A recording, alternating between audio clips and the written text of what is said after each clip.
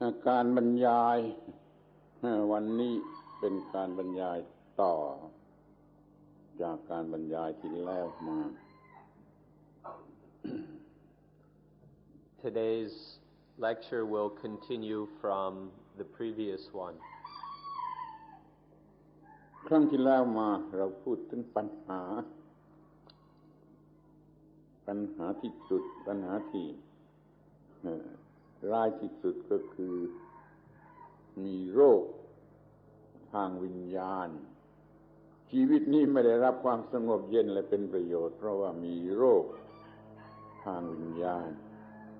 วันนี้เราก็จะพูดกันถึงเรื่องการบำบัดโรคทางวิญญาณนั่นเอง Yesterday we talked about the problem, and the most harmful, dangerous problem is spiritual disease. Life is not peaceful and truly happy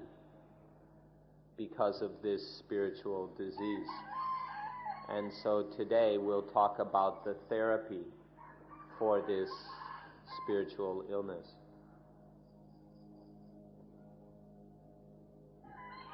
สิ่งที่จะรักษาหรือบำบัดในโรคทางวิญญาณก็คือความรู้และการปฏิบัติในเรื่องปฏิจจสมุปบาทเราต้องเรียนให้รู้และเราต้องปฏิบัติให้ได้แล้วเราก็จะทำให้โรคทางวิญญาณนั้นไม่เกิด ที่เกิดอยู่ก็จะหมดไป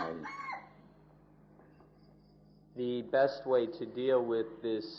spiritual disease is to understand and practice according to paticca samuppada or dependent origination. When we understand the facts of dependent origination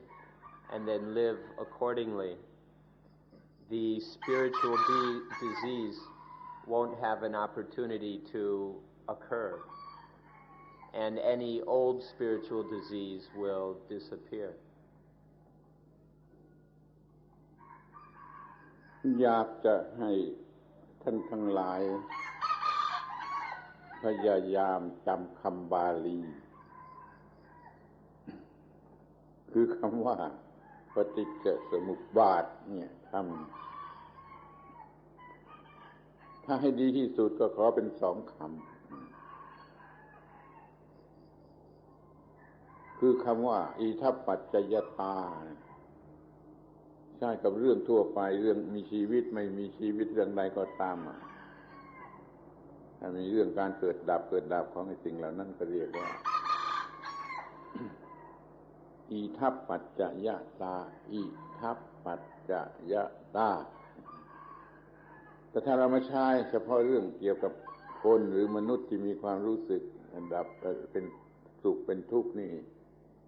แคบเข้ามาเรียกว่าเรื่องปฏิจจสมุปบาทปฏิจจสมุปปาทะเป็นวาลีในเมืองไทยเรียกปฏิจจสมุปบาทขอจำสักสองคำว่าปฏิจจสมุปปาทะแล้วก็อิทัปปัจจยตา We'd like for you to remember the Pali word. It's very useful to start with the original term, which is pat, but actually there are two terms here that are important that we'd ask you to remember. The first has to do with everything. We're going to be talking about something today, and when this fundamental principle is applied to all things, including inanimate things, we call it itappajayata. When the exact same principle is applied, however, to human beings, and especially the quality of pleasure and pain, or sukha and dukkha, then we call it paticca samuppada, although in Thai it's pronounced paticca samuppada. The first can be translated conditionality, and the second dependent origination, but it's best if we understand the original term correctly and remember it. Itappajayata and paticca samuppada. ได้สังเกตเห็นว่าไอ้คำที่ไม่สำคัญมีความสำคัญน้อยท่านก็ยังจำคำบาลีของมันได้หรือเรียกเป็นบาลีได้แต่เรื่องที่สำคัญที่สุดสูงสุดสำคัญที่สุดเช่นเรื่องปฏิจจสมุปบาทนี่ท่านก็ไม่รู้จักคำบาลีหรือไม่เคยรู้จักใช้คำบาลีจึงคอยรู้จักใช้คำบาลีกับเรื่องที่สูงสุดหรือเป็นหัวใจของพุทธศาสนาซึ่งเป็นเรื่องที่จะดับทุกข์ทั้งปวงของมนุษย์ขอช่วยพยายามจำคำบาลีปฏิจจสมุปบาทกับอิทัปปัจจยตา I'll bet there are a few Pali terms which you can already remember, but these are probably rather unimportant ones. However, the most important Pali terms, the most powerful and profound, especially this paticca samuppada, you probably can't remember. People tend to remember the easy words, the ones that really aren't very important. But the ones that can really free us from dukkha, like paticca samuppada, hardly anybody cares to remember. So we ask you to make a particular effort to remember this term.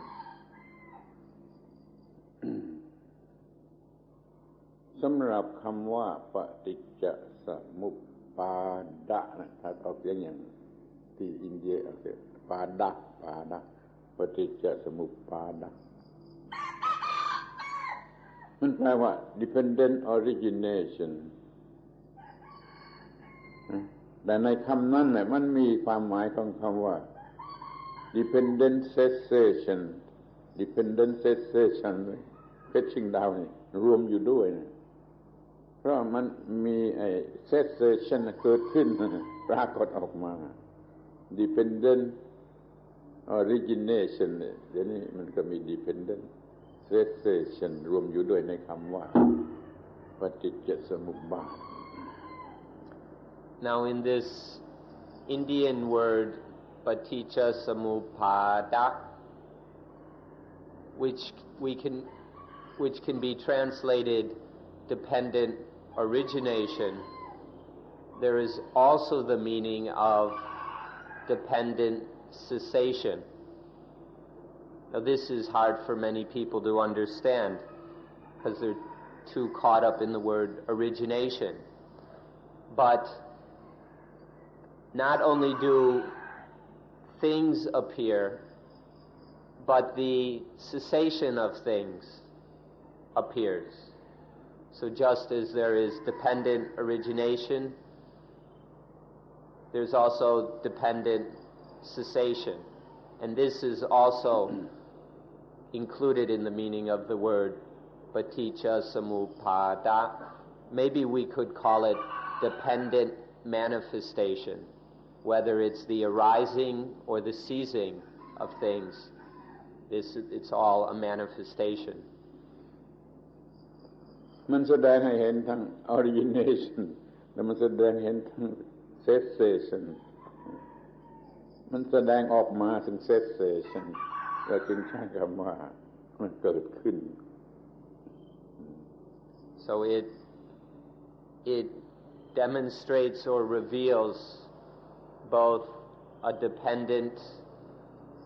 origination as well as revealing a dependent cessation. Because both of these happen interdependently, we can call it dependent origination or paticca samuppada. เรื่องนี้เป็นเรื่องที่สำคัญที่สุด หรือจะเรื่องเป็นเรื่องหัวใจของพระพุทธศาสนาคือมันดับตัวตนดับเซลฟ์อีโคอิติกเซลฟ์มันจะได้แล้วก็มันดับทุกข์ได้แล้วอีกทางหนึ่งก็พระพุทธเจ้าตรัสว่าผู้ใดเห็นปฏิจจสมุปบาทผู้นั้นเห็นฉันผู้ที่เห็นปฏิจจสมุปบาทคือผู้ที่เห็นพระพุทธเจ้ามันมีความสำคัญขนาดนี้ Now the importance of paticca samuppada is that it is the heart of Buddhism. We call it the heart of Buddhism or of Buddha Dhamma because this is what can free us from self. Dependent origination can liberate us from the ignorance of belief in some self, which then frees us from all dukkha, all misery and suffering. Further, the Buddha even said that if you see paticca samuppada, you will see me, meaning the Buddha. So when you see this dependent origination, you also see the Buddha. Otherwise, you haven't yet met the Buddha. So this shows the importance of paticca samuppada.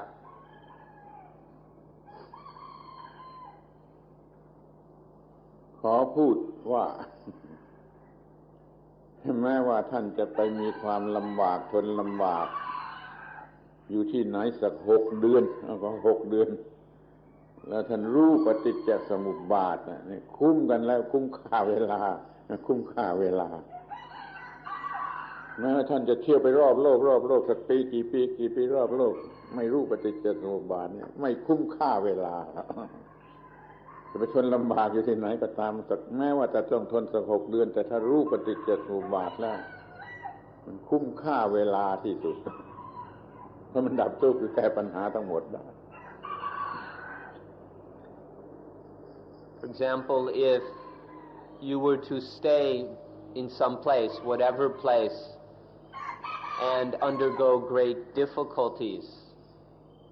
for, say, 6 months, but through all that hard time, you understood dependent origination, then that very difficult 6 months would be worth it. It would be totally worthwhile. On the other hand, if you were to travel around the world for a year, for many years, if in your travels you never come to understand dependent origination, then it hasn't been very worthwhile. The time and effort has been wasted. แต่ต้องทราบว่าไอ้เรื่องปฏิจจสมุปบาทนี้บางแห่งหรือบางทีก็อธิบายไม่ถูกสอนไม่ถูกตรงตามที่พระพุทธเจ้าสอนเป็นคำอธิบายใหม่ๆมันหนักไปในทางศีลธรรมแล้วก็มักจะเป็นตัวตนเสียอย่างนี้ก็มีปฏิจจสมุปบาทอย่างนี้ก็มีอย่างนี้ไม่เอาถึงรู้ก็รู้ได้เพื่อศีลธรรมต่ำๆแต่ถ้าเพื่อปรมัตถธรรมอย่างสูงก็จะต้องถูกต้องตรงตามที่พระพุทธเจ้าได้ตรัสไว้จริงนี่ก็บอกให้ทราบว่ามันมีคำอธิบายปฏิจจสมุปบาทบางทีที่ไม่อาศัยไม่ได้ก็มีเหมือนกัน Though we should point out a bit of difficulty in this matter, there are many places that explain dependent origination differently than the Buddha originally intended. There have been new interpretations of Paticca Samuppada, which tend now to be the most commonly taught, which put a heavy stress on the moral Dhamma, on ethical Dhamma, which ends up, in fact, supporting the idea of self. However, if we want to approach dependent origination on the original terms of the Buddha, then we need to approach it as absolute Dhamma rather than mere morality, in which there's the wiping away of the illusion of self. So we need to become aware of the difference between the later, more new moral interpretations of dependent origination, and the Buddha's original intention was not merely moral, but to liberate us totally from dukkha. ที่นี่ก็มาถึงเรื่องที่หน้าหัวหน้าคันหน้าหัวเป็นเรื่องอุปมาแต่ว่ามีประโยชน์คือมีเทวดาองค์หนึ่งเขาจะไปเที่ยวหาที่สุดแห่งโลก The end of the world end ที่สุดแห่งโลกคือเขามีความไปเร็วคือเหาะเร็วไปเร็วเหมือนกับลูกศรมันความเร็วของลูกศร เขาก็เที่ยวไปมาหลายปีนะเที่ยวหาที่สุดจบสิ้นสุดแห่งโลกนี่เขาก็มาถามพระพุทธเจ้าว่าจะเที่ยวไปโดยความเร็วอย่างนี้หลายปีแล้วไม่พบที่สุดของโลกว่าอย่างไรขอให้ช่วยแนะนำที่พระพุทธเจ้าก็ตรัสเหมือนถ้าเราพูดอย่างคนธรรมดาก็ไอ้บ้ามึงเที่ยวหารอบโลกเพราะว่ามันมีอยู่ในตัวเรามันไม่อยู่ในตัวเราในตัวที่คนที่ยังเป็นคนที่มีชีวิตยังเป็นที่สุดแห่งโลกที่จบสุดแห่งโลกสิ้นสุดแห่งปัญหาสิ้นสุดแห่งความทุกข์มันมีอยู่ในตัวเราแกไม่ต้องไปวิ่งหารอบโลกนี่ก็ควรจะจำไว้ด้วยคุณจะต้องศึกษาปฏิบัติปฏิจจสมุปบาทในตัวเองในตัวเราไม่ใช่ที่ไหน There's a story which is rather amusing and well worth remembering. However, it's in symbolic language, so make sure you listen carefully. In this story, there was a deva, a celestial being, kind of like angels in the West, who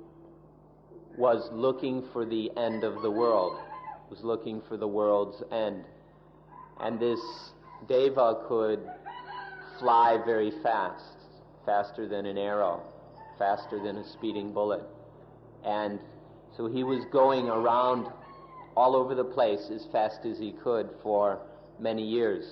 trying to get to the end of the world. And after many years, he still hadn't got there. He would, go from here all the way that way, looking for the end of the world. And so one day he came to the Buddha and he said, for all these years I've been speeding around as fast as I could with these wonderful magic powers, and I still haven't gotten to the end of the world. And the Buddha's reply was just like this was some ordinary kind of guy. He said, you crazy fool. You'll never find the end of the world that way, because it's in here. It's within us. You can find the end of the world within yourself, the end of the world, the end of all the problems of worldly existence, the end of dukkha, the spiritual disease, is found within oneself, in the living being. That's the place where one finds the end of the world. And so, if we go running around looking for dependent origination out there someplace, we never find it. The place to discover dependent origination is within oneself. This is a story that's well worth remembering. ฉันใช้คำว่าในร่างกายของคนเป็นไม่ตายนะคนเป็นที่ยาววาเดียววันฟ้าทำที่ยาววาเดียวนี่มีนั่นมีโลกมีเหตุให้เกิดโลกมีความดับสนิทของโลกมีหนทางให้ถึงความดับสนิทของโลกคือที่สิ้นสุดของโลกมันอยู่ในร่างกายมันถึงยาวประมาณวาเดียว We can use the word this living fathom long body. This body is about 6 feet, more or less, about a fathom long. And the stress is that it's alive in this living body, the body in which there is consciousness. The Buddha stressed that this is where the world can be found. The origin of the world is found in here. The cessation, the total end of the world is found in this living fathom-long body. And the way to get to the final end of the world, all of these are found in this living fathom-long body. ที่ว่า living being ก็คือว่ามันมีสัญญาและใจถ้าพูดตามบาลีมี2อย่างคือสัญญาและใจมี perception แล้วก็มี the mind อันนี้สำคัญมันอยู่ตรงที่ perception ของ mind หรือตัว mind ซึ่งมี perception ที่ในร่างกายคนเป็นที่ไม่ตายที่ยาวานี่มันมีอันนั้นมันต้องศึกษาที่อันนั้นแหละที่มันมีใจและมี perception เรียกว่าสัญญานี่รวมอยู่ด้วยกัน These words, this living body or living being, there's in the original Pali it specifies this body in which there is sanya or perception and there is mind or heart. So the living being is where there is the perception, the experience of mind, and then the mind itself, that which perceives, which experiences. In this living being, where there is perception and mind, in this perceiving, experiencing, and in this mind, this is where we find the world, the origin of the world, the total end of the world, in the way to find the end of the world. ในคนที่ตายแล้วมันไม่มี2อย่างนั้นดังนั้นเราไม่อาจจะศึกษาเรื่องปฏิจจสมุปบาทที่ซากศพหรือที่อะไรที่มันไม่มีสัญญาและใจ In a dead body or a corpse, there is no longer any perception and mind. So it's not possible to find these things in the dead body or in things which aren't alive. พวกเราทุกคนที่นี่ยังไม่ตายแล้วก็มี perception และมี the mind นั่นเราก็ศึกษาเรื่องปฏิจจสมุปบาทในตัวเราเองในตัวเราเอง Now all of us sitting here are still alive. There is still perception and there is the mind. And so all of us are able and ought to study and investigate dependent origination right here in these living bodies and minds. ทีนี้เราก็ลงมือศึกษาปฏิจจสมุปบาทในตัวเราเอง So now let's start to study paticca samuppada within ourselves right now. ABC ของมันก็คือตาหูจมูกลิ้นกายใจกับรูปเสียงกลิ่นรสโผฏฐัพพะธรรมารมณ์6นี้อยู่ข้างใน6นั้นอยู่ข้างนอกเราจะต้องศึกษาเรื่องนี้คืออายตนะภายในและอายตนะภายนอกนี่เป็นจุดตั้งต้นเหมือนกับ ABC. The ABCs of dependent origination are the eyes, ears, nose, tongue, body, and mind, and the forms, sounds, odors, tastes, touches,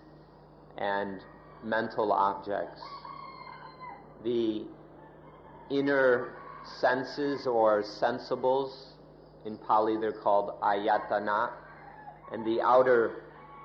things that are sensed, experienced,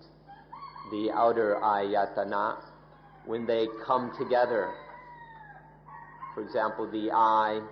interacts with a form or the ear interacts with sound. That's the starting point, or you can say the ABCs of our study of dependent origination. ที่นี่ท่านก็นึกถึงคำว่า dependent หมายความมันต้องมี depending ของอายตนะภายในกับอายตนะภายนอกถ้าไม่ depend ซึ่งกันและกันแล้วไม่มีปฏิจจสมุปบาทอายตนะยังไม่ depend ยังไม่มีปฏิจจสมุปบาทเพราะมัน depend แล้วมันก็มี reaction เกิดขึ้นมาอาการนี้เรียกว่าปฏิจจสมุปบาท Now don't overlook the word dependent. The inner sensibles and the outer sensibles have to depend on each other. If there isn't any depending, then you can't call it dependent origination. For the I in the form to arise, there needs to be this mutual depending. The I on the form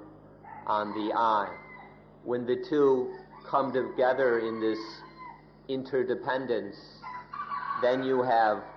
dependent origination. That's just that, the I in the form arising interdependently, that is dependent origination. หมายความว่าถ้ามันยังแยกกันอยู่มันไม่มาดิเพนแก่กันและกันมันไม่มีปฏิจจสมุปบาท So if they're still separate, if they haven't come into this mutual dependence, they're still separate, there's no dependent origination. อย่างนี้มันดิเพนกันแล้วระหว่างไอ้อายตนะภายในกับอายตนะภายนอกเช่นตากับรูปเป็นต้นมันก็เกิดสิ่งใหม่คือ consciousness ที่เรียกว่าวิญญาณอายตนะภายในกับอายตนะภายนอกถึงกันเข้าแล้วก็เรียกว่าเกิดวิญญาณ Now once they're depending on each other, once the inner sensible and the outer sensible are, for example, the eyes in a form, are depending on each other, then consciousness arises. Depending on this dependence, consciousness occurs. This is also dependent origination. แล้วทีนี้มันอยู่ที่ไหน มันก็อยู่ในตัวท่านทุกคนที่มีชีวิตอยู่ก็ในประจำวันในชีวิตประจำวันมีดิเพนดิ้งอย่างนี้มากมายเหลือเกินไม่มีในซากศพนะแต่มีอยู่ในพวกเราที่ยังเป็นวันหนึ่งมากมายวันหนึ่งมากมายทำไมไม่เห็นต้องเห็นเป็นข้อแรกเป็นปฏิจจสมุปบาทคู่แรกคือวิญญาณเกิดออกมาจากการอาศัยกันซึ่งอาจนะภายในและอาจนะภายนอก So where is this happening? It's happening right inside each of you. It's not happening outside somewhere or in corpses, but it's happening right now in each of you, and it's happening every day of your lives. So why can't you see it? It's happening right there inside of you right now.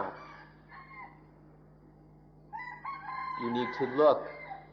until you see it, because this is going on for your entire life. Why doesn't anyone see it? ท่านนับได้ไหมว่ามันมีกี่ครั้งการถึงกันค่าระหว่างตากับรูปหูกับเสียงเป็นต้นนี้วันหนึ่งมีกี่ครั้งท่านนับได้ไหมนับได้ไหมมันจะมากกันนับไม่ไหวแต่ท่านก็ไม่เคยนับท่านก็ไม่รู้ไม่ชี้อิกนอร์มันตลอดเวลาไม่รู้ไม่ชี้นี่จึงไม่มีการศึกษาเรื่องปฏิจจสมุปบาท Do you know how many times it happens each day where there's the eye and the form interdepending, or the ear and sound, or the nose and odors? Have you ever bothered to count how many times it happens? Probably not. You probably never even tried. So nobody even has a clue how many times this is happening, because you've all been ignoring this. So maybe it's time now to stop ignoring it and start to pay attention. How many times just in a day are the eyes and forms dependently originating, the ear and sounds, the nose and odors, the tongue and tastes, and so on? It's time to begin to study this right there inside yourself. มันมีอยู่6 คู่นะ6 คู่ตาหูจมูกลิ้นกายใจแล้วท่านดูเถอะว่าคู่ไหนสำคัญที่สุดคู่ไหนสำคัญที่สุดคู่สุดท้ายไหนสำคัญที่สุดจะต้องสนใจที่สุดคือใจกับความคิดจิตกับความคิด the mind and the dot ของmind Now there are 6 pairs, the eye and forms, and so on, 6 pairs. Which of the 6 pairs is most important? Of the 6, it's the last pair that is most important. That's why it's last. The mind and thoughts. This is, of all the pairs, the one to see the dependent origination of. Its most important is the mind and thoughts, the thoughts of the mind. 5 คู่แรกพอมันทำหน้าที่เสร็จแล้วมันก็ส่งผลไปยังคู่สุดท้ายคือใจ conclusion ทั้งหมดถูกส่งไปที่คู่สุดท้ายคือใจเพราะนั้นคู่สุดท้ายยังมีความสำคัญที่สุดมันรวมอะไรทั้งโลกไว้ที่สิ่งที่เรียกว่าใจ Now when the first 5 pairs have performed their function, they send all the data to the last pair. All the information of the first 5 senses gets sent to the final one, the mind. And so the whole world is collected right here in the mind, and the experiences, the objects of mind, the things the mind senses. เอาทีนี้ก็ต่อไปปฏิจจสมุปบาทที่เราจะเห็นต่อไปก็คือว่าอายตนะภายในอายตนะภายนอกdepend กันแล้วก็เกิดสิ่งที่สามคือ consciousness ทีนี้ทั้งสามอย่างนี้ต้อง depend กันอีกทีสามอย่างนี้ depend กันอีกทีจึงจะเกิดสิ่งที่เรียกว่าผัสสะหรือ contact ถ้าสามอย่างนี้มีแล้วมันก็ต้องมี contact หลีกไม่ได้มัน contact มันจะมีวันละกี่ครั้งกี่ครั้งมันก็อยู่ที่อาจจะมันสัมผัสกันนี่ก็เรียกว่าท่านที่เป็น contact ผัสสะ Now when the inner sensible and the outer sensible interact or are depending on each other, then a third thing arises, which is contact or consciousness. Eye consciousness, ear consciousness, nose consciousness, and so on. 6 kinds of consciousness. Now, these three are mutually interdependent. All three of them are depending on each other. And when these three are depending on each other like this, then another thing happens, what we call contact or patsa, contact, where these three, the interdependent functioning of the three is contact. This can't be avoided. Once these three are going, then there's contact. How many times then is there contact in a day? Whether eye contact, ear contact, or whatever.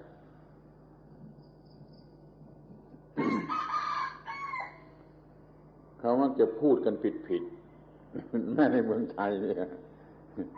ว่า contact มีของสองอย่างคือตากับรูปเป็นต้นที่พูดว่า contact มี factor 2มีองค์ประกอบ2อย่างนี้ไม่ถูกเคยจำว่า contact ต้องมี3เสมอจึงจะรู้จัก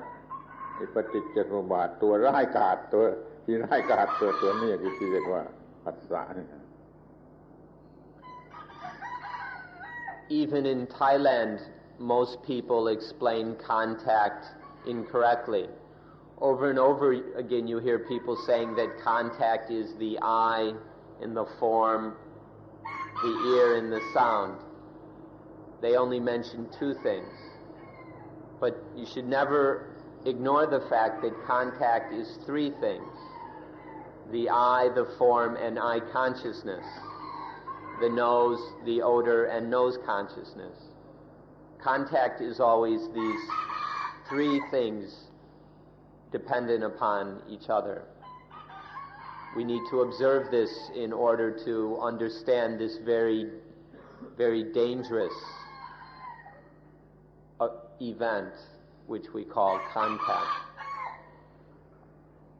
ที่ก็มาถึง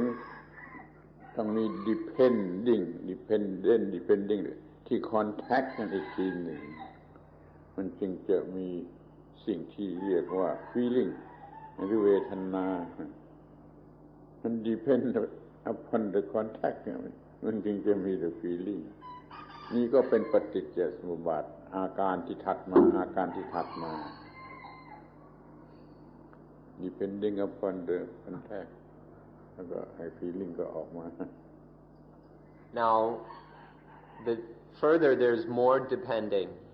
This process keeps unfolding. Now depending on contact there occurs feeling. So there's this depending on contact occurs what we call feeling or vedana. ที่มันก็ depending ที่เวทนาต่อเวทนามันจึงจะเกิดความหมายหรือคุณค่าแห่ง positive และ negative ถ้าไม่งั้น positive negative เนี่ยไม่ปรากฏ ราะมันอาศัยอยู่กับเวทนาเพราะมันเนื่องมาจากเวทนา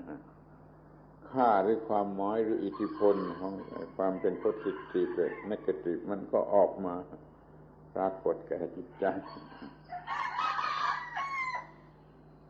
Now further,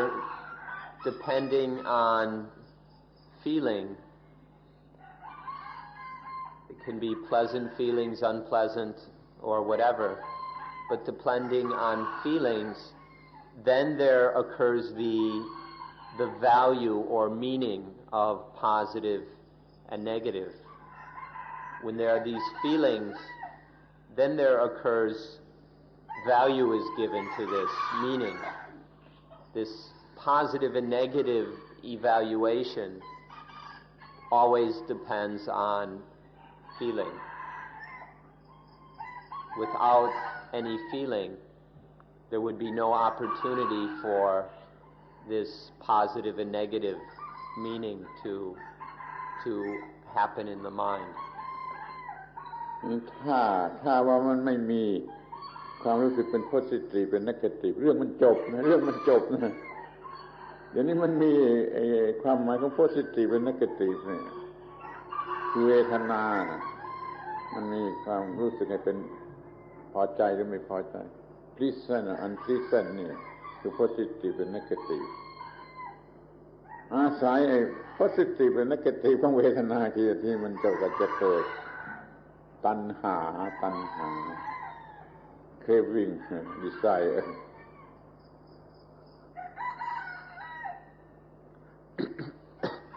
Now if this positive and negative, this liking and disliking didn't occur, the whole thing would end right there.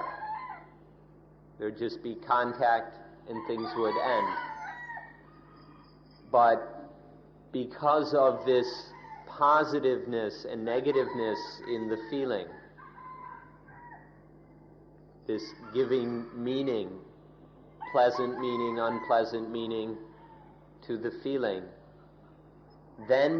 depending on this positive negative evaluation, then there arises the next thing, which is tanha. Tanha is an important word. It means craving or desire.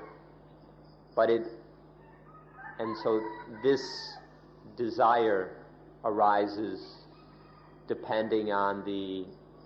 positive and negative feelings. ข้อนี้หมายความว่าไม่มีวิชาไม่มีความรู้ที่ถูกต้องมาตลอดเวลาเวทนาจึงให้เกิดตัณหา craving or desire แต่ถ้ามันมีความรู้ที่ถูกต้องมีวิชามีความรู้ถูกต้องมาตลอดเวลามันไม่เกิดตัณหาคือไม่เกิด craving or desire แต่มันไปเกิดไอ้ความต้องการที่สะอาดถ้าคำอย่างนี้ก็ความต้องการที่สะอาดมัน aspire มัน aspiration ความต้องการที่ไม่โง่เดี๋ยวเราจะเรียกว่า aspiration ถ้าว่าเรื่องมันมาโดยวิชาเดี๋ยวนี้เรื่องมันมาโดยอวิชชามันจึงเกิดความต้องการที่โง่แล้วก็เรียกว่า craving หรือ desire. Now if all of this has been happening without wisdom, without true natural understanding, then this tanha, this desire occurs. Because when we use the word tanha or desire, it always means that an ignorant reaction of the mind. The mind is functioning in a stupid way. This is always implied in the term desire or tanha. So if there's this fundamental ignorance involved in the whole process, then feeling leads to desire. However, if from the start there was a correct, natural understanding of all this, then desire wouldn't happen. When there's the contact and the feeling, and then there would just be what you could call clean desire or a clean wanting. Tanha or desire is always kind of dirty. It's tainted with selfishness. But when there's true wisdom, then you can call it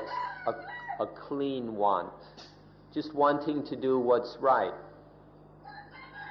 what's truly naturally right. And this we prefer to call aspiration. So there's an important difference here whether this is happening in a stupid way or whether it's happening in a truly intelligent or clean way. ถ้ามันเป็นเรื่องของเครฟวิ่งดีไซน์มันเสียหายมันเสียผิดมันเสียหายมันเลวร้ายแต่ถ้ามันเป็นเรื่องของ aspiration นี่มันจะเป็นไปในทางดีหรือทางถูกต้องคือดับทุกข์ If it's a matter of desire, craving, then there's going to be trouble. Problems are going to happen, there will be dukkha. But if it's a matter of aspiration, then there won't be any trouble. Nothing will go wrong. And the mind is safe from dukkha. ตอนนี้อยากจะขอถาม วิทยาศาสตร์นะบัญญัติแต่เพียงpositive และ negative สองอย่างเท่านั้นมีบัญญัติอย่างที่สามคือ non positive และ non negative นี่มีหรือไม่นี่อาตมาไม่ทราบแต่ในทางธรรมะในทางไงพุทธศาสนานี่มันมีคือมันเป็นสุขคือเป็น positive มันเป็นทุกข์คือเป็น negative แล้วมันไม่ positive ไม่สุขไม่ทุกข์ก็เรียกว่าทุกขมสุขมีอีกอย่างคือเป็นสามอย่างในความหมายของเวทนาเป็นสามอย่างสุขทุกข์แล้วก็ไม่กล่าวได้ว่าสุขหรือทุกข์ไม่อาจจะ classify ว่าสุขหรือทุกข์มันมีอีกอย่าง Now, as far as we know, modern science talks only about positive and negative. We're not sure about this, but that's all we've heard. But in Buddhism, there's positive or sukha, which is kind of well-being, pleasure, pleasantness. And then there's negative or dukkha, non-well-being or painfulness. But then there's a third, which is adukkama sukha. Neither dukkha, neither painful nor pleasant, neither non-well-being nor well-being. A third one where you can't say whether it's pleasant or unpleasant. So there are these three. We don't know if modern science has an equivalent to this third one. ถ้าเวทนาเป็น positive มันก็เกิดตัณหาคือความอยากในทางที่จะเอาที่จะได้ที่จะมีที่จะยึดครองนี่เรียก positive ถ้ามันเป็น negative มันก็มีตัณหาทางไม่เอาต้องการอยากจะฆ่าอยากจะทำลายก็เป็นตัณหาเหมือนกันนี่ถ้ามันไม่ positive หรือไม่ negative มันเกิดไอ้ความสงสัยความต้องการมันเป็นไปในทางความสงสัยคืออยากจะรู้ว่ามันจะมีประโยชน์หรือไม่มีประโยชน์แล้วมันก็เกิดความสงสัยติดตามพยายามติดตามมันก็มีความทุกข์เหมือนกันนั่นเรียกว่าอาทุกขมสุขมันก็ให้เกิดตัณหาชนิดที่ไม่รู้ว่าจะทำอย่างไรแล้วก็มีความสงสัยอย่างแรงแล้วก็เป็นความทุกข์เหมือนกัน เวทนาทั้งสามชนิดก็ให้เกิดตัณหาได้โดยกันทั้งนั้น So there are these three kinds of feeling or vedana. Positive feeling leads to positive desire, wanting to have, wanting to get. And then negative feeling leads to negative desire. You, instead of wanting to pull it in, you want to push it away, or you want to kill it, obliterate it. And then the feeling which is neither positive nor negative leads to kind of confusion, which is a kind of desire. There's towards this neither pleasant nor unpleasant feeling. The mind wants something, but it doesn't know what it wants. There's desire, but there's uncertainty about exactly what it wants. The mind gets confused. So each kind of feeling leads to a particular kind of desire. The kind of wanting to have, to get, wanting to push away, to get rid of, and then kind of wanting but not knowing what one wants. You know, wondering, what's in this for me? You're hoping there's something good in this, but you don't know what, and so there's uncertainty or confusion. ถ้าเวทนามันเป็น positive มันก็เพิ่มราคะกิเลสที่จะเอา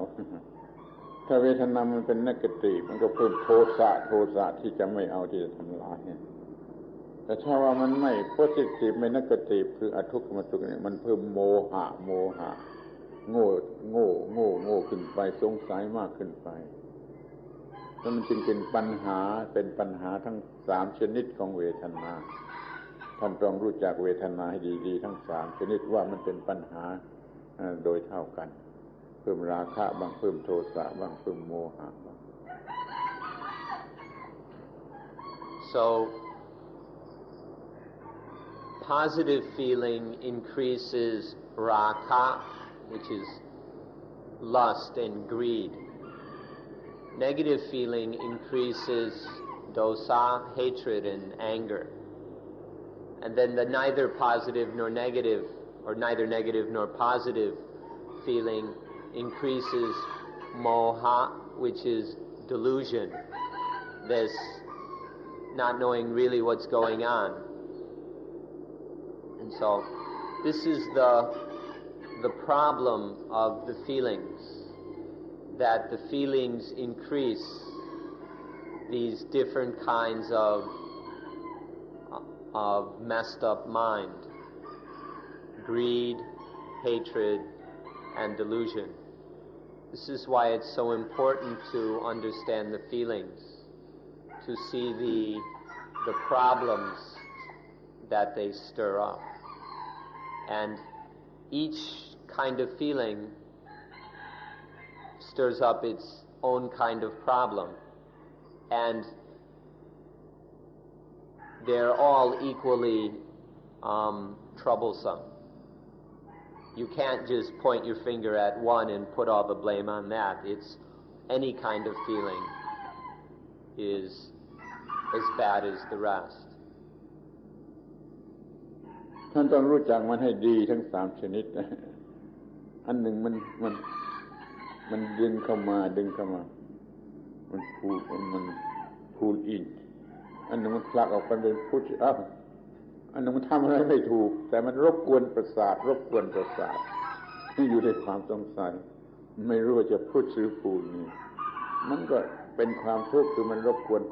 ประสาทเต็มไปด้วยความสงสัย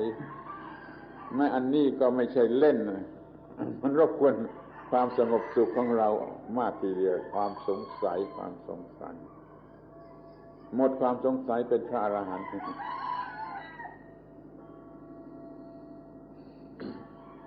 So with the positive feeling there's a pulling in, and with the negative feeling there's a pushing away. And with the neither negative nor positive feeling, the mind doesn't know whether it should pull or whether it should push.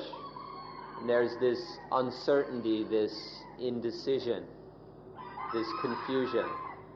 The mind is involved with the thing, but it doesn't know whether to pull or to push. And so this really disturbs the mind, disturbs the nervous system. This is no game. This uncertainty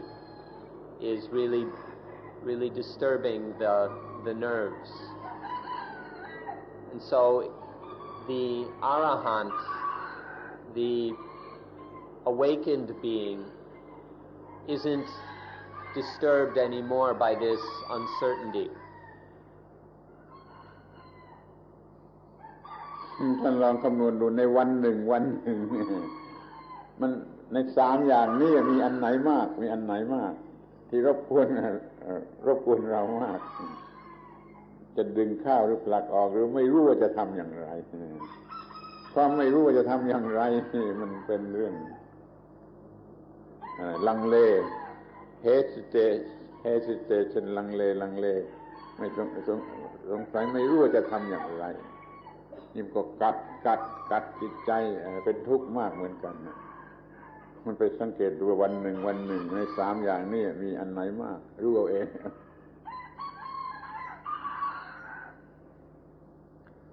So each of these 3 kinds bites in its own particular way. You should look which of the 3 bites you the most. Is it the pulling in, or the pushing away, or the uncertainty, not knowing what to do? Which bites the mind the most? If you study it, you'll see that it's this hesitation, never knowing quite what to do. I mean, there are the times when you're wanting to get rid of, but so much of our life there's this hesitation in everything we do. This not quite knowing what to do, always doubting whether this is the right thing to do. This uncertainty, this constant hesitancy in everything we do, or in much of what we do. This really disturbs the mind. When there's this hesitation, how can we be peaceful and clear? มันรบกวนวันนี้ไม่รู้จะทำอะไรวันนี้ไม่รู้ว่าจะทำอะไรหรือเดือนนี้ไม่รู้ว่าจะทำอะไรปีนี้ไม่รู้ว่าจะทำอะไรหรือทั้งชีวิตนี้ไม่รู้ว่าจะทำอะไรอย่างนี้ก็เรียกว่ามีปัญหาไม่มีความทุกข์เพราะที่มันไม่รู้ว่าบวกหรือลบมันเต็มไปด้วยความสงสัยเป็นปัญหาตัวใหญ่เป็นปัญหาตัวใหญ่ที่กัดชีวิตนี้มากเหมือนกัน This hesitancy and uncertainty really disturbs us. Like today, one doesn't know what to do. How often has that happened to you? Today, you don't know what to do. Or for a month, there's this doubt, uncertainty. We don't know what to do for a month. Or with the year. Or even our whole life. One really doesn't know what to do with one's life. Because there's no positive to jump on or negative to try and blast away. There's this not really knowing what to do. This hesitancy, uncertainty, and doubt. This disturbs our mind tremendously. เรามีงานทำดีอยู่แล้วทำดีอยู่แล้วทุกวันวันหนึ่งมันเกิดสงสัยขึ้นมานี่ถ้าจะใช้ไม่ได้นี่ถ้าจะผิดซะแล้วเราจะต้องเลิกงานนั้นเราจะทิ้งงานนั้นไปหาอันใหม่อีกมันก็เป็นอย่างนี้อีกนั่นไอ้ความสงสัยนี่ เป็นอันตรายจะต้องกำจัดออกไปจะต้องกำจัดออกไปมันอยู่ในกระแสแห่งปฏิจจสมุปบาทที่เป็นความทุกข์อย่างยิ่ง So we've got some work to do, and then we start to have doubts. Oh, maybe this isn't right. Maybe this isn't what I should be doing. And then so we want to throw that work away and go off and find something else to do. And then before long, more doubts about the new thing, the new work. Oh, is this really right for me? Is this what I'm meant to do? Is this of really any value? And we go on from one thing to the next with these doubts. Is this right? Is this of any real use? Our minds constantly bothered by this uncertainty and hesitancy, never really knowing what to do. ที่นี่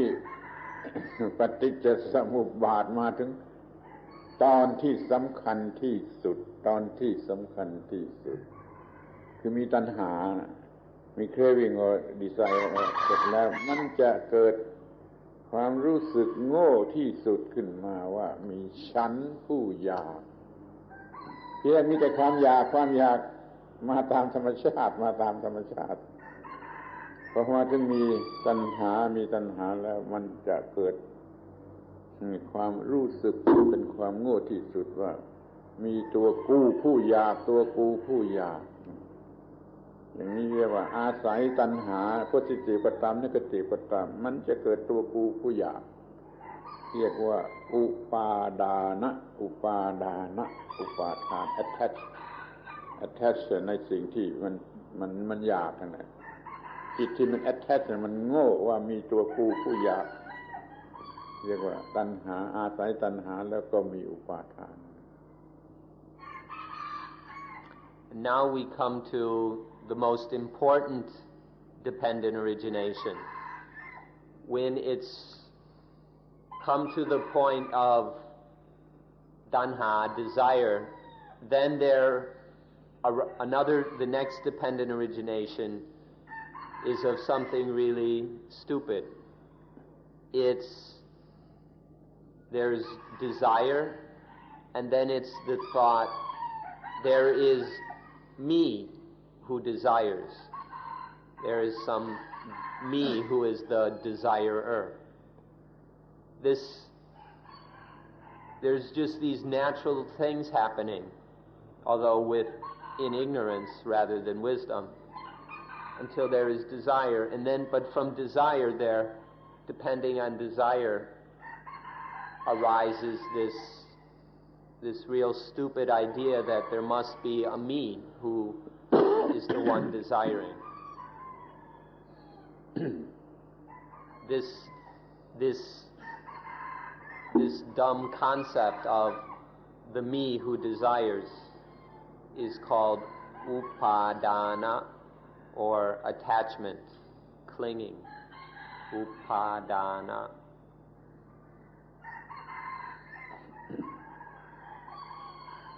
ท่านก็ควรจะเห็นแล้วว่า ให้ความรู้สึกอยากตัณหากับความรู้สึกมีตัวกูผู้อยากมันคนละอันไอ้ตัวกูผู้อยากเนี่ยเป็นผีหลอกเป็นมายาเป็น delusive เป็น illusive ไม่ใช่ตัวจริง แต่ว่าตัวความอยากมันเป็นสิ่งที่มีอยู่จริงนี่ขอให้แยกกันให้เด็ดขาดว่าความอยากกับตัวกูผู้อยากนี่มันคนละอันความโง่ยังมีอยู่มันก็เกิดตัวกูผู้อยากออกมาจากความอยากเป็นไปตามธรรมชาติแต่ตัวกูผู้อยากนี่เป็นความโง่ไม่รู้ว่าผิดธรรมชาติก็ได้ Now you should be able to observe for yourself that there's a crucial difference between desire tanha, and the feeling of a desirer, or upadana. The desire is real. It's a real thing in the mind, desire. But then this concept of the me who desires that comes in, this is total delusion. It's an illusion. There's no such thing. So you need to see the difference between the desire and the delusion, the illusion that there is a me who is the one desiring. One needs to experience this difference. อย่างเรากินอาหารอะไรแล้วลิ้นระบบประสาทที่ลิ้นมันรู้สึกอร่อยนี่ก็เป็นความจริงแต่ความโง่มันจะไม่ว่าระบบประสาทอร่อยมันว่ากูอร่อยฉันอร่อยไอ้กูหรือฉันตัวนี้คือของที่ไม่จริงของที่ไม่ได้มีอยู่จริงแล้วเมื่อมันเกิดขึ้นมาแล้วมันก็มีปัญหามากมันมีอำนาจมากไอ้กูนี่เห็นตาเห็นรูปแล้วกูเห็นรูปกูได้ยินเสียงแล้วกูได้ยินเสียงกูอร่อยลิ้นอร่อยเพราะกูอร่อยลิ้นไม่อร่อยเพราะกูไม่อร่อยมันผิดกันมากเทว่าลิ้นไม่อร่อยกับกูไม่อร่อยมันมีปัญหาไกลกันมากกันอันหนึ่งมันมีเรื่องร้ายกาจเกิดขึ้นได้มันจะฆ่าคนก็ได้ถ้ามันมีกูขึ้นมาถ้ามันเป็นเรื่องของตาหูจมูกลิ้นกายใจไม่เป็นไรมันไม่ถึงกับฆ่าใครแต่ถ้าเป็นเรื่องของตัวกูขึ้นมาแล้วมันก็จะทำหลายอย่างทั้งทางบวกและทางลบจะรุนแรงมากนี่ขอให้รู้จักอุปาทานะอุปาดานะเกิดเซลล์หรือตัวกูนี่ดีๆ So there's the tongue and some food and it tastes good. It's delicious. This is natural. But because of the power of ignorance, we don't see it that way. We don't just see it as the tongue experiences a delicious taste, but I taste delicious. I experience this delicious. Because of this fundamental stupidity, it's taken to be me, the deliciousness, the tongue. It's me, it's mine. This is the power of upadana, attachment, coming in. The eye sees a form, but ignorance is I see. The ear hears a sound, but ignorance makes it I hear, and so on. These natural activities of the living being are taken by ignorance to be me, I. And then we sometimes get so carried away we're willing to kill people because it's I. We'll go and fight and we'll even kill. When the tongue experiences a delicious flavor, there's no urge to go killing anybody about it. But when I experience the delicious flavor, I'm willing to go beat somebody up to get it or to keep it. This is the very destructive power of attachment.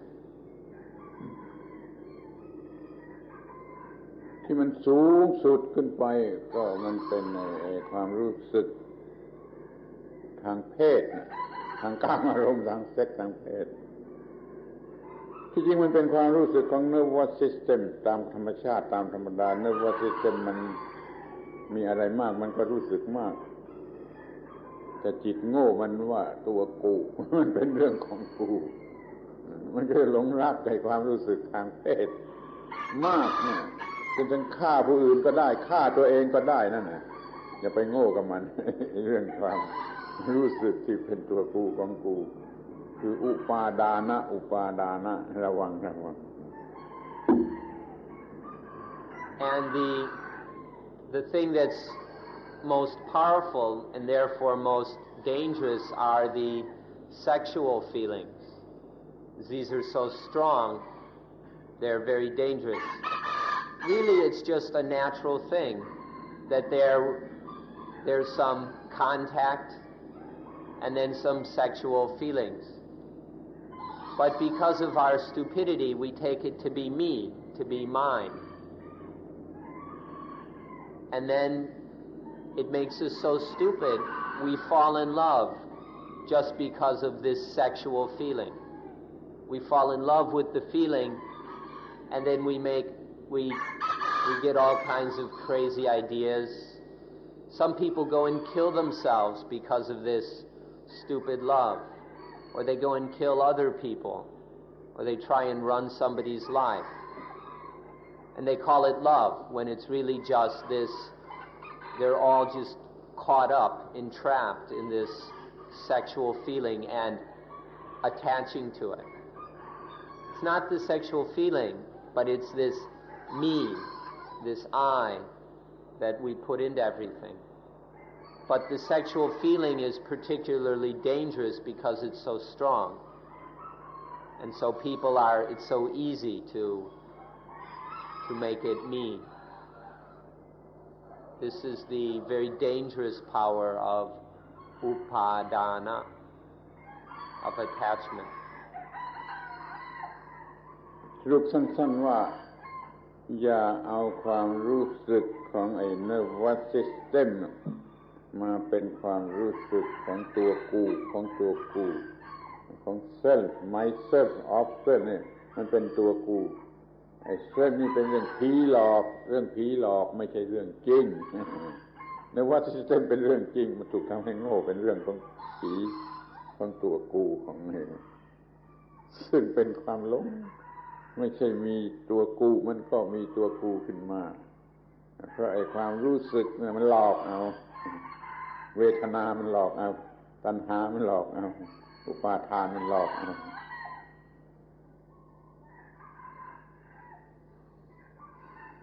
So these natural feelings of the nervous system, don't go and take them to be my feelings or me. Just notice that all these feelings are just natural activity of the nervous system and leave it at that. Don't fall into this delusion that it's mine or it belongs to myself or it is myself or it's me. This putting self into it is just a ghost, because the feeling tricks us and the desire tricks us and then the attachment tricks us. We hallucinate and see ghosts, the ghost of self, or you can call it a demon if you want. This is just because it's just an hallucination, because we're tricked by the feelings and the desires and the attachment. So start to use a little intelligence and don't get tricked anymore. Why continue to go through life hallucinating, seeing ghosts all over the place? It's better to learn to not be tricked. ในภาษาไทยพอพูดว่าเป็นเรื่องผีหลอกก็ฟังถูกแล้วไม่ต้องอธิบายในภาษาอังกฤษมันไม่ทราบผีมันมีอย่างหนึ่งผีถ้ามันไม่หลอกก็ไม่เป็นไรแต่ถ้าผีแล้วมันหลอกเสมอไปเพราะเราจึงเรียกว่าคบไม่ได้ผีแล้วต้องหลอกเสมอไป Hallucination นั่นแหละคือไอ้เรื่องที่เกิดของผีหลอกแล้วอย่าให้อุปาทานมันหลอกคือไม่เกิดอุปาทานดีกว่า เป็นเรื่องรู้สึกตามระบบของไอ้เส้นประสาทมันรู้สึกอย่าเอาเป็นตัวกูรู้สึกนี่ตรงนี้เป็นใจความที่สำคัญมากของเรื่องปฏิจจสมุปบาทที่จะให้เกิดความทุกข์มหาศาลไปตรงนี้ตรงที่เกิดความอยากและเกิดตัวกูผู้อยากตัณหาให้เกิดอุปาทานถ้าท่านดูตัวเองทุกคนที่นั่งอยู่นี่มีไม่เกิดวันละกี่ครั้งเกิดวันละกี่ครั้ง In Thai, there's the expression "pi log," which Thais understand immediately, but it's a little more tricky when we translate it into English. Pi is a kind of spirit, or you can say ghost, or it's just the idea that there are these kind of spirits in trees, in rocks, in rivers, all over the place. Now, if it's just a pi, just a spirit, then there's no problem. But if the spirit tricks us, log is to trick, to deceive, then it's another matter. And so, pi log is this hallucination where the ghost is tricking us, deceiving us. So the thing is, don't let the ghost or spirit trick you. But the easiest way to do that is just don't see any more ghosts where they don't exist. Because for most of us, once we see the spirit, then it tricks us immediately. This upadana is the ghost, the spirit. And once we see it, then it tricks us right away. So the best thing is the best way to avoid the hallucinations is not to go seeing ghosts, not to be seeing spirits all over the place, since they don't exist anyway. It's just the body and the feelings and the nervous system that's real. ผีนี่มันหมายความว่าไม่ได้มีอยู่จริงไม่ได้มีอยู่จริงจึงเรียกว่าผีคือมันไม่ได้มีอยู่จริงถ้าจะให้เป็นจริงมันก็จริงของความไม่จริงจริงของความโง่จริงของความไม่จริงนั่นถ้าให้จริงเนี่ยผีมันไม่ได้มีอยู่จริงถ้าจะให้ผีเป็นของจริงก็เป็นความโง่เป็นความที่ไม่จริงจริงของความไม่จริงความไม่จริงมันก็มีอยู่เหมือนกันนะเป็นความจริงของความไม่จริงระวังข้อนี้ให้มากในขณะแห่งอุปาทานน่ะมันไปเอาเรื่องที่ไม่จริงมาเป็นความจริงมันก็จริงด้วยความโง่มันก็ทำอะไรด้วยความโง่ความทุกข์มหาศาลก็เกิดขึ้นนั่นแหละอย่าทำเล่นกับไอ้ผี ความจริงของความไม่จริงก็คือความโง่ตอนที่เราโง่ที่สุดในกระแสแห่งปฏิจจสมุปบาทก็คือตอนที่มีอุปาทานว่าตัวตนว่าของตนภาษาไทยพูดให้มันเข้าใจชัดว่าตัวกูของกูมันเกิดตัวกูของกูนี่เป็นเรื่องผีหลอกจริงของความไม่จริงว่าจริงของความไม่จริง This word or spirit means unreal. When we call it a ghost, we mean something that doesn't really exist. It's not real. And so when we talk of these spirits or ghosts, we mean things that don't really exist. This is the meaning of the word. Otherwise, we wouldn't call it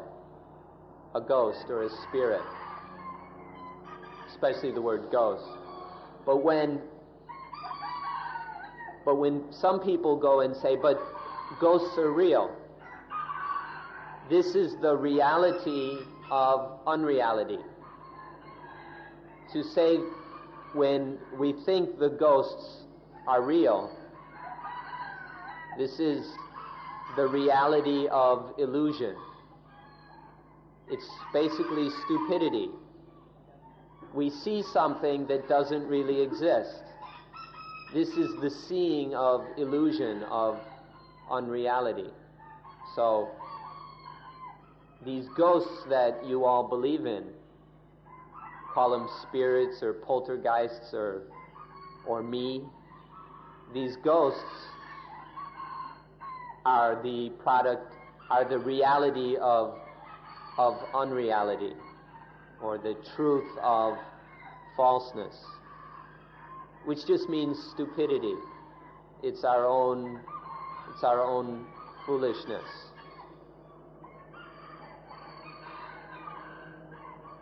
ต่อไปที่นี่อุปาทานนะ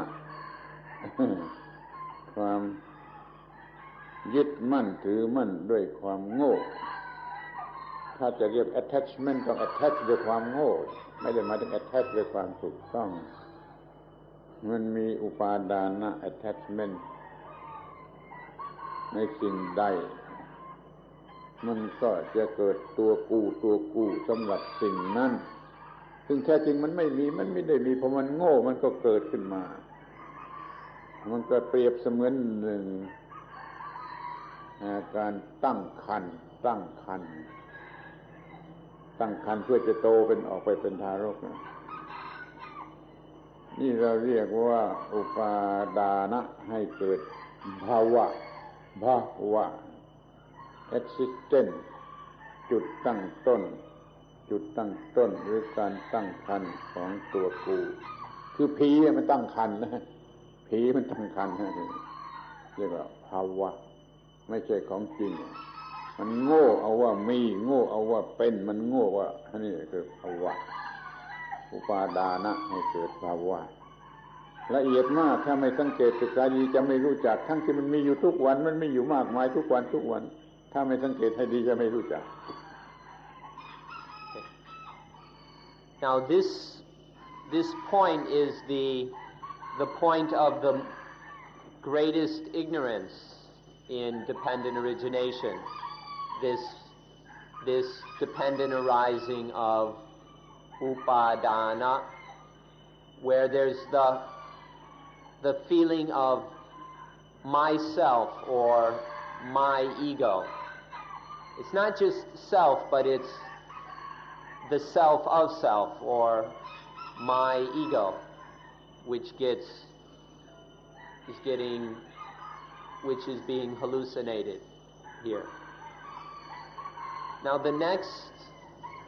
stage of dependent origination is that when there is this attachment, or upadana, when we translated attachment, we always mean attachment from foolishness. It literally means to pick something up or hold something foolishly. It's not to engage in something with wisdom and real understanding, but to grab it foolishly is what upadana is.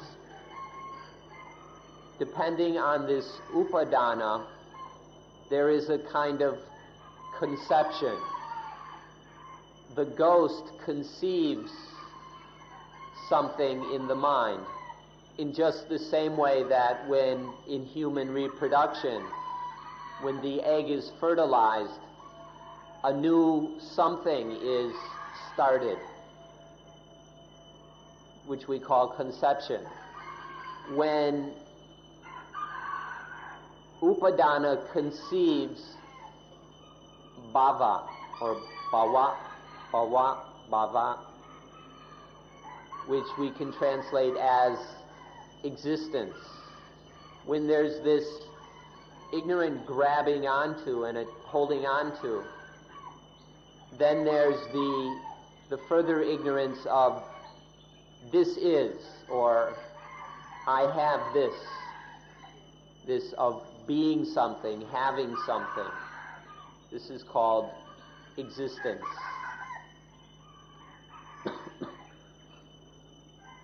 กิริยาของ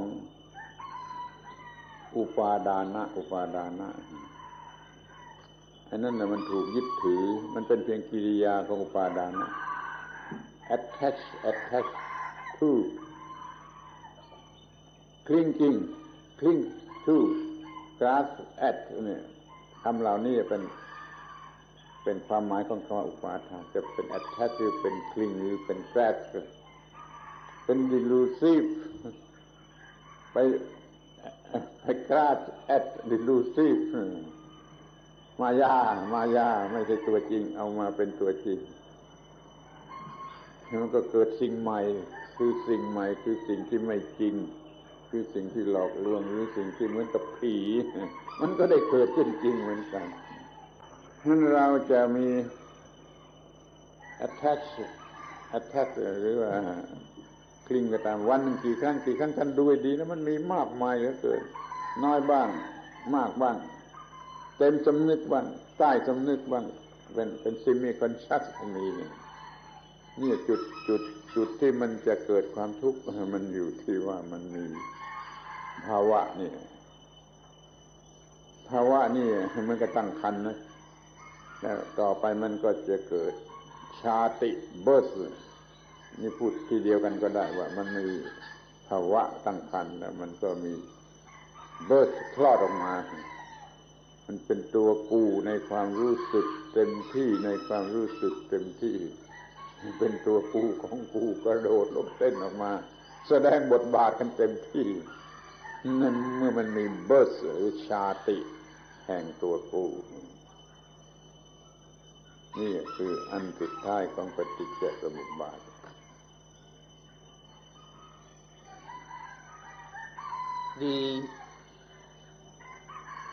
The attachment is the activity, or upadana has the activity of attaching to, or grasping at, clinging to. These words describe the activity in the mind of attachment, wherewith through ignorance, grasping at something that doesn't actually exist, attaching to a self that doesn't actually exist, grasping at ghosts. And through this there is the conception of even more delusion. The thing grasped at is delusion. It's an illusion that doesn't really exist. And then this illusion grows. Just the way when in human reproduction there is the zygote, the fertilized egg, and then it grows to a fetus and it grows bigger and bigger. In the same way, by clinging to an illusion, it grows. And there's this sense of I am this, I am that, I have this, I'm getting that, which we call bhava or existence, which is just hallucination. And then this leads eventually to the birth of me. There's this conception of, and then the illusion grows, and then finally there is a fully formed ego, ready to play some little game, to play some role. There's this personality that one's fully identified with. This we call jati or birth. Where this illusion, this hallucination now is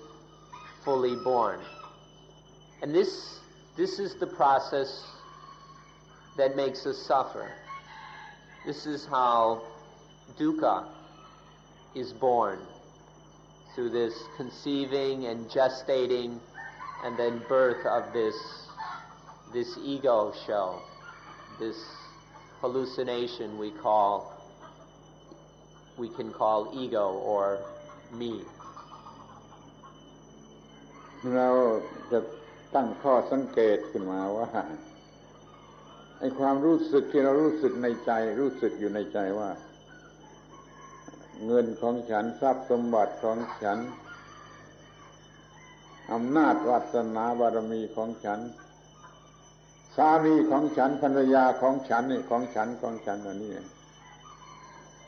มันเป็นเพียง delusive attachment หรือว่ามันเป็นของจริงหรือมันเป็นของจริง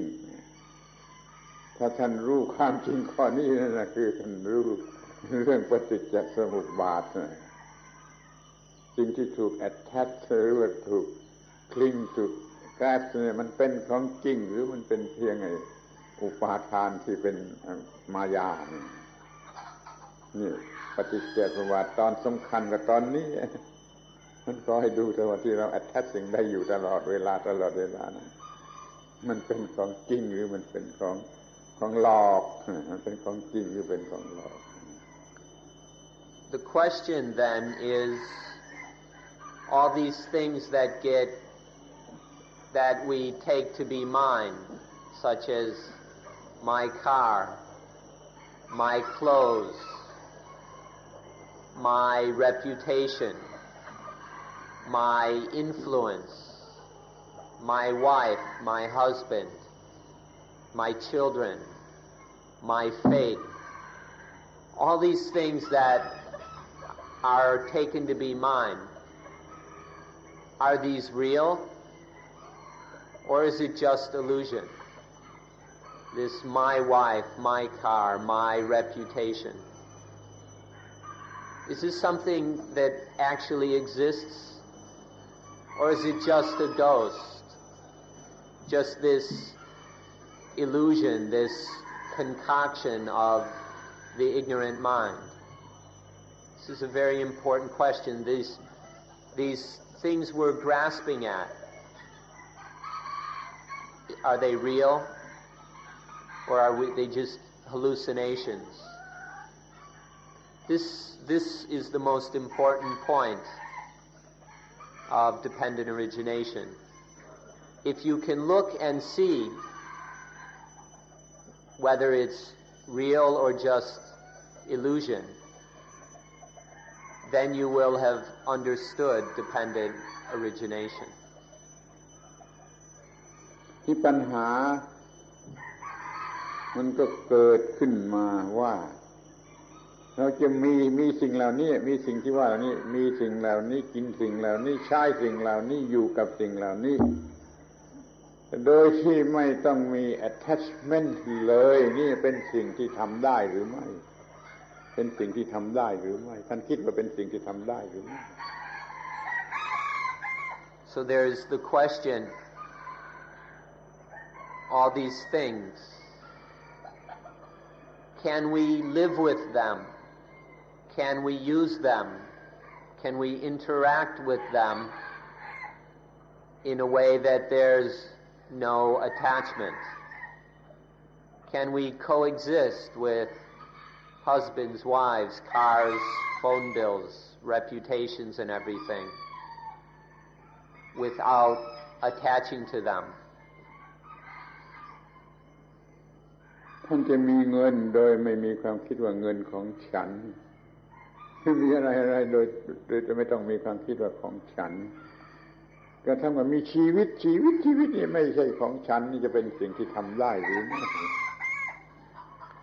Can you have money without thinking my money? Can you get married without thinking my husband, my wife? All these things, can we have them and use them without thinking my? Especially life. Can we live without thinking my life? This is a very important question for all of us.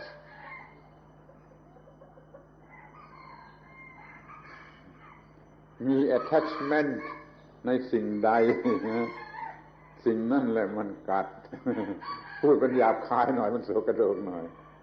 attach ในสิ่งใดสิ่งนั้นเลยมันกัดให้เจ็บเราจะมีสิ่งต่างๆทุกอย่างที่เราจะต้องเกี่ยวข้องด้วย โดยไม่ต้องมี attachment จะได้หรือไม่มันจะได้ไม่กัดชีวิตนี้จะไม่กัดเจ้าของ Anything we attach to bites us. If we put it crudely, attach to something and it bites. All the various things that we're involved with that come into our lives, as soon as we attach to them, as soon as we create this illusion of me, of mine, then the thing turns around and bites us. So the question is, can we exist with things? Can we live life without these things, without life itself biting us? Can you live without getting bit over and over again?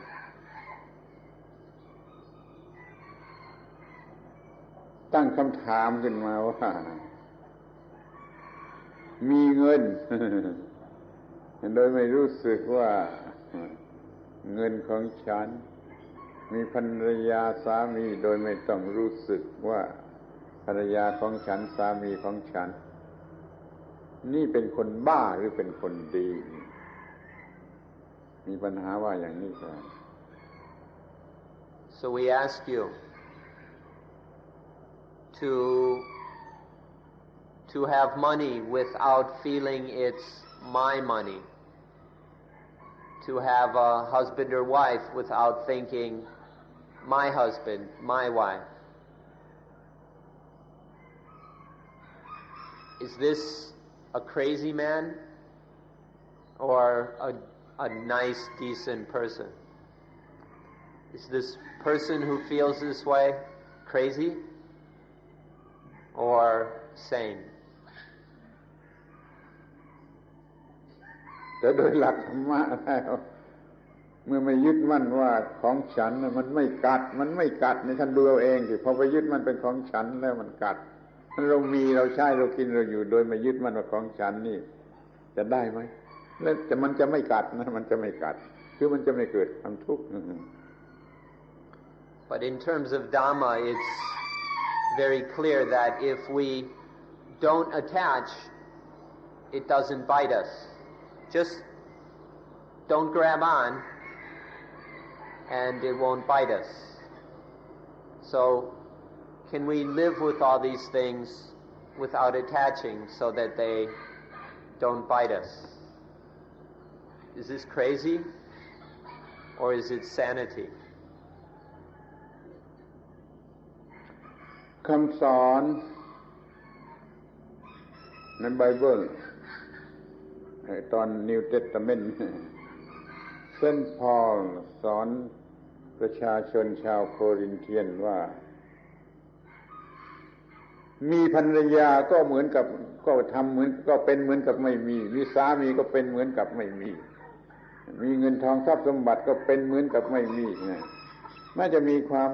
สุขก็เหมือนกับไม่มีความทุกข์ก็เหมือนกับไม่มีไปซื้อของที่ตลาดถือมาก็ไม่ได้คิดว่าฉันมีนี่คำสอนของคริสเตียนที่ดีที่ถูกต้องจะต้องไม่ attach สิ่งใดว่าเป็นตัวฉันหรือเป็นของฉันเหมือนกันนั่นแหละขอท่านคิดดูเถอะจะใช้คัมภีร์คริสเตียนก็ยังได้การที่ไม่ attach สิ่งใดว่าเป็นตัวฉันหรือเป็นของฉันก็เป็นหลักสูงสุดในคริสเตียนที่ด้วย In the Bible, the New Testament, there's a place where St. Paul teaches the Corinthians to be married without thinking my husband or my wife, to possess a home and furniture and things as if one has nothing, or to go to the market and buy things and return home as if one had bought nothing. this principle can be found even in the Bible. And so even a Christian has to practice. To be a real, true Christian, one must practice this non-attachment. One having a husband and wife without my husband, my wife. Having a home without it being my home. Buying things without feeling I am taking them home or they're mine to keep. This is not only the highest principle of Buddhism, it's the highest principle of Christianity as well. ชีวิตนี้จะมีอะไรมากมายเต็มบ้านเต็มเมืองเต็มมีมันมีถ้าคิดว่าของฉันน่ะมันเป็นยังไงถ้าไม่คิดว่าเป็นของฉันน่ะมันเป็นยังไงมันไม่มีภาระหนักไม่มีภาระหนักจะไม่มี burden of life จะไม่เป็น burden ขึ้นมาในการไม่ attach ไม่ถือว่าสิ่งใดว่ามันก็ไม่มีหนักไม่มีความหนักนี่จะเรียกว่ามันเป็นความลับเป็นศิลปะก็ยังได้เป็นศิลปะในการที่จะมีชีวิตหรือมีสิ่งของต่างๆมีชีวิตโดยศิลปะชนิดนี้ก็ยังได้นะคือมันไม่มีความทุกข์แต่ทางพุทธศาสนานี่ถือว่าเป็นธรรมะอันสูงสุดแหละไม่มี attachment ในสิ่งใดก็ไม่มีความทุกข์เลยนั่นขอให้ท่านเข้าใจคำว่า attachment ให้ดีๆ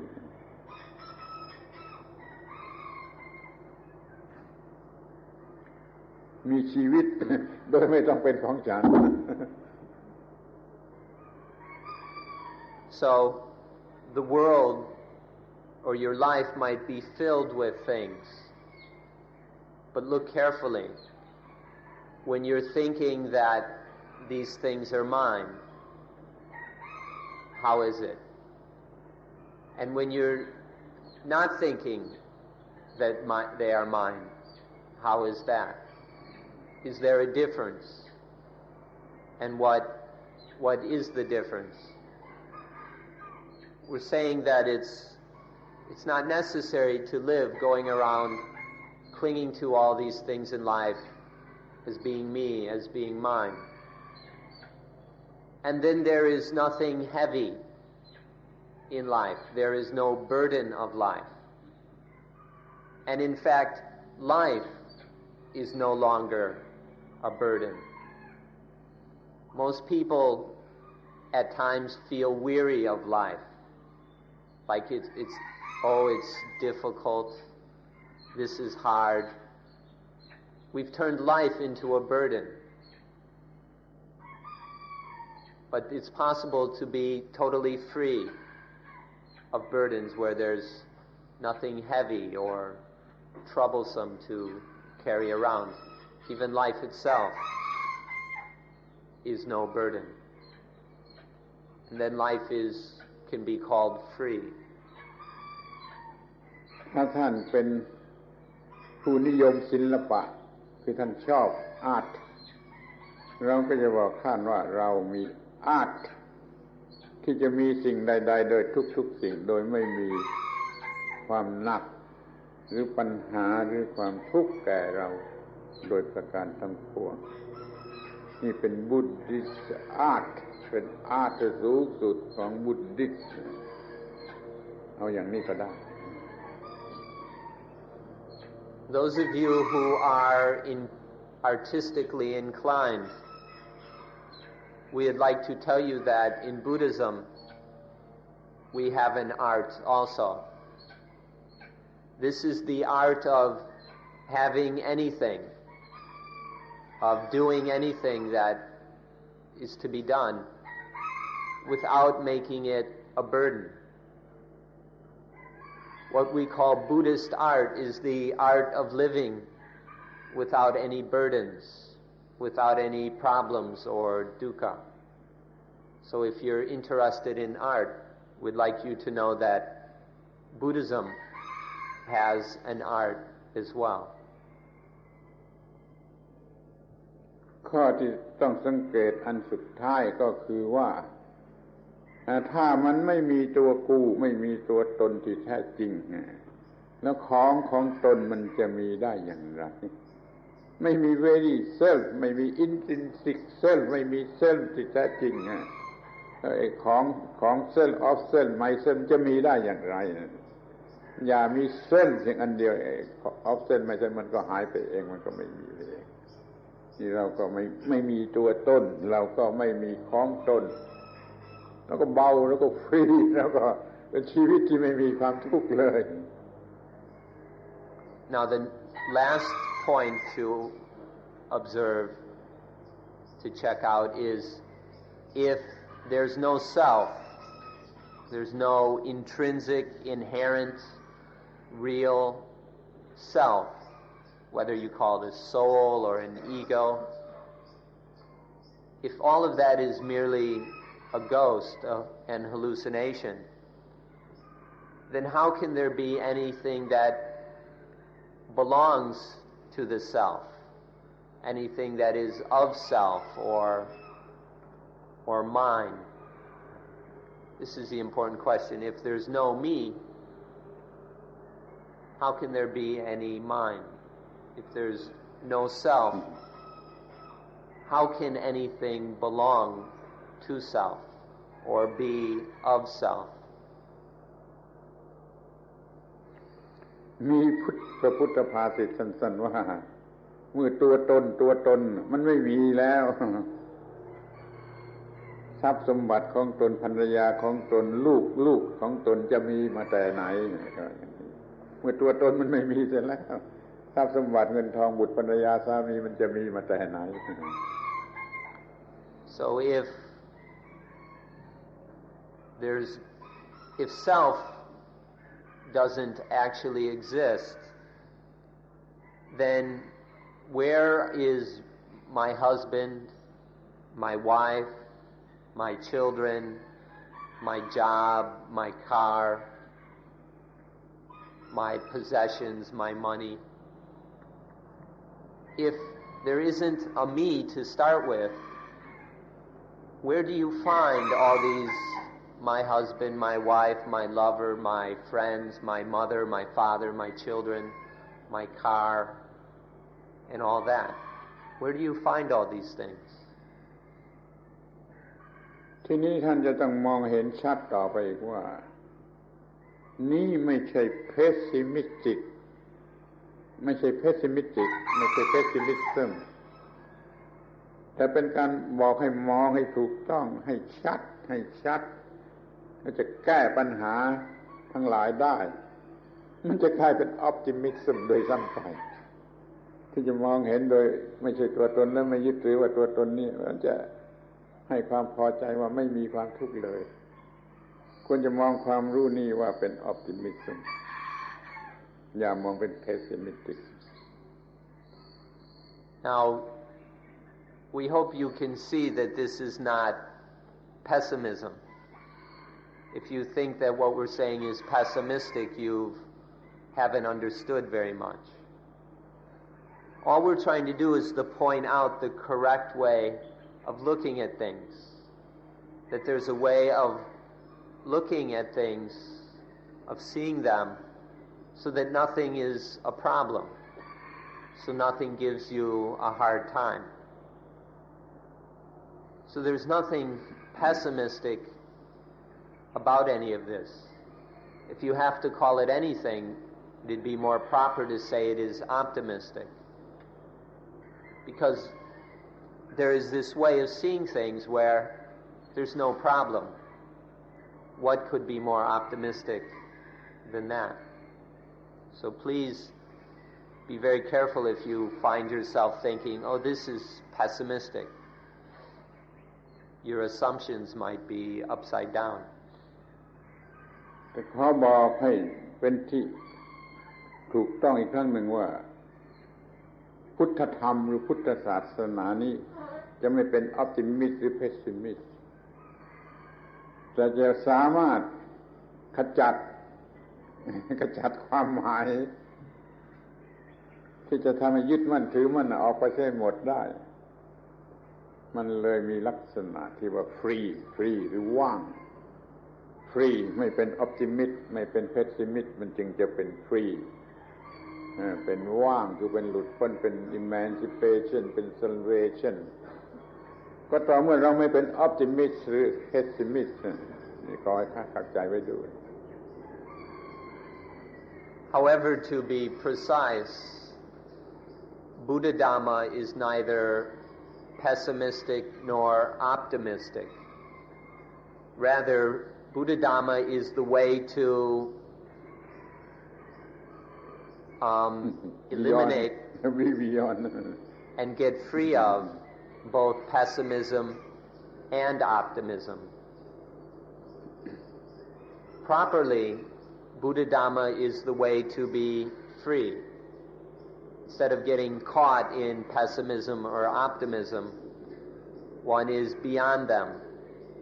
and is free of them. So Buddha Dhamma is, in fact, freedom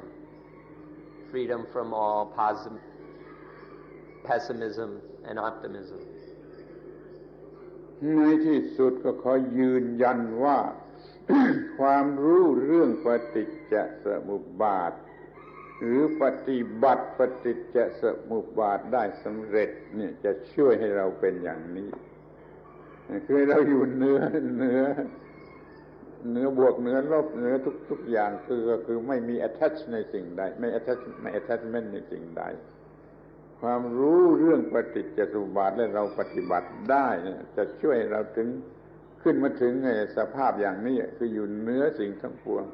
เหนือสิ่งทั้งปวงขอให้ท่านสนใจศึกษาให้ดีแล้วปฏิบัติให้ได้ในเซ็นเตอร์นั่นขอให้ศึกษาเรื่องปฏิจจสมุปบาท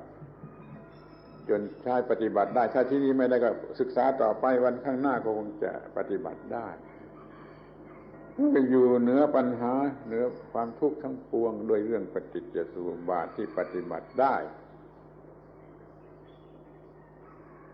Now,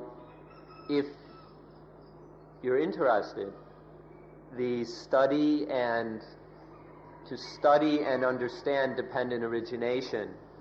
and then live accordingly is what will make us free. We can be free the more we understand and then live in line with this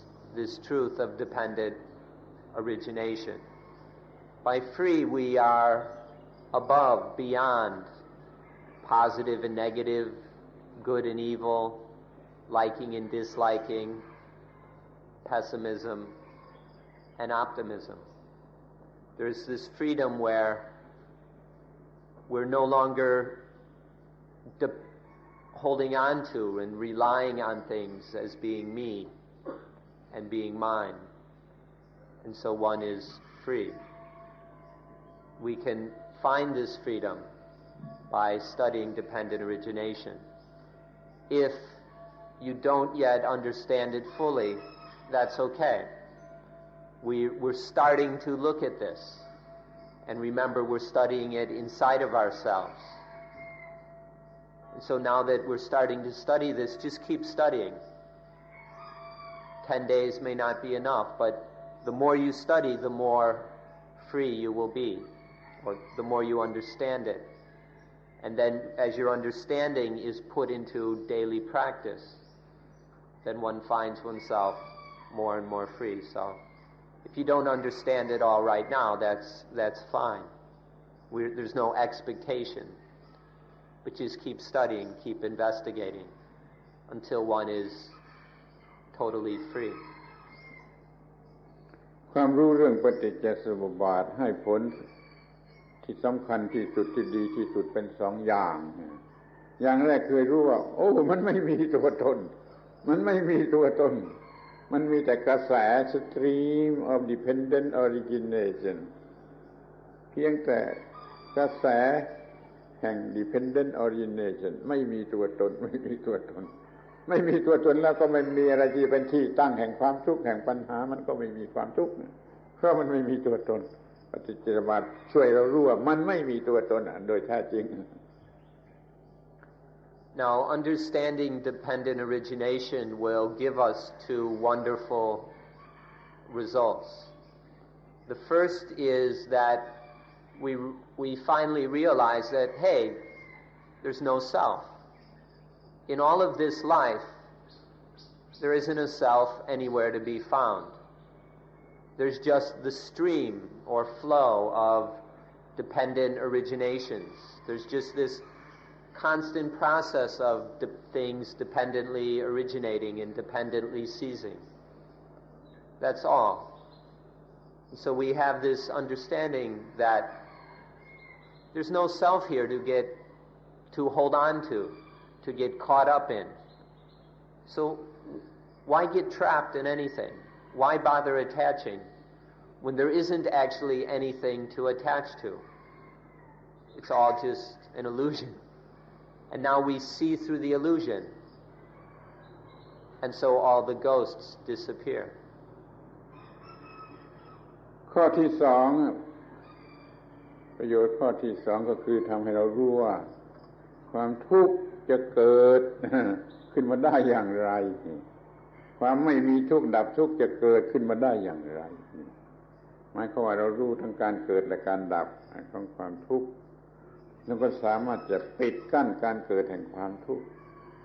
ไม่มีความทุกข์ก็ควรจะพอใจนะอย่าต้องการให้มากไปกว่านั้นเลยชีวิตนี้สงบเย็นและเป็นประโยชน์ก็พอแล้วนี่เป็นประโยชน์ข้อที่สอง Second, we understand how dukkha happens, and we understand how the ending of dukkha happens. And when we understand this, then we're able to prevent the occurrence of dukkha. And when you stop dukkha from happening, then there's no dukkha. You ought to be satisfied with this. This is pretty good, to live without dukkha. Then life is at peace. Life is peaceful, it's cool, it's free. And then it can be of the most benefit and value. This ought to be enough to be free of dukkha, so that life is peaceful and useful. เพราะเหตุที่ทำให้เรารู้ความจริงว่าไม่มีตัวตนและทำให้เราสามารถปิดกั้นการเกิดแห่งความทุกข์ได้ดังนั้นเราจึงถือว่าปฏิจจสมุปบาทเป็นหัวใจพุทธศาสนาหรือเป็นตัวแท้ของพุทธศาสนาก็ได้ขอให้เห็นปฏิจจสมุปบาทอย่างนี้เพราะฉะนั้นท่านจะเสียเวลาไปทนลำบากอยู่ที่ไหนสัก6 เดือนแต่ท่านได้รู้ปฏิจจสมุปบาทนี่คุ้มค่าแล้วคุ้มค่าแห่งเวลาคุ้มค่าเสียสละทุกอย่างนะ Because paticca samuppada enables us to see that self is an illusion, that everything is not self, and because it gives us the ability to prevent all dukkha. This is why we say that it is the heart of Buddha Dhamma, or you can say that dependent origination is Buddha Dhamma. For example, if you don't yet understand dependent origination, then you don't understand Buddhism. You haven't yet really found Buddhism, even people who read lots of books on it. So this is the heart of Buddha Dhamma. And even if it's a lot of work and very difficult, if you spend 6 months somewhere and end up understanding dependent origination, then it's worth it, no matter how hard and how difficult, if you can understand dependent origination. นี่คือสิ่งที่เราเรียกชื่อมันในวันก่อนว่า Gentle Healing for Spiritual Disease รักษาโรคทางวิญญาณ อย่างเงียบเชียบอย่างเยือกเย็นอย่างเงียบเชียบที่สุดคือปฏิจจสมุปบาท So this is the thing that the other day we called gentle healing for the spiritual disease. The most gentle healing for spiritual disease is the understanding of dependent origination. And then it makes life cool in just the right way, in a really refreshing kind of coolness. It's not chilly or anything like that, just a light, refreshing cool. This is the result of dependent origination. แต่ว่าการที่เราจะประสบความสำเร็จในการมีและการใช้ปฏิจจสมุปบาทนี้มันสำเร็จได้ด้วยการมีสติสมบูรณ์เป็นอีกเรื่องหนึ่งซึ่งเราจะไว้พูดกันวันหลังโดยเรื่องการมีสติสมบูรณ์ด้วยการฝึกอานาปานสตินี่เราจะไว้พูดกันวันหลัง In order to realize the full benefits of understanding dependent origination, in order to apply this most successfully to life, one other thing is required. That is sati, mindfulness. One needs to perfect mindfulness to reap the fullest benefits of understanding paticca samuppada. And so, in a later talk, we will discuss how to perfect mindfulness through practicing anapanasati, mindfulness with breathing in and out. But we'll have to leave this for another time. ขอบคุณท่านทั้งหลายเป็นผู้ฟังที่ดีเป็นเวลา2 ชั่วโมงเต็มๆแล้วขอปิดการประชุมวันนี้ Finally, thank you for being good listeners for another 2 hours. It's been just almost 1 minute short of 2 full hours. Been very good listeners, so thanks.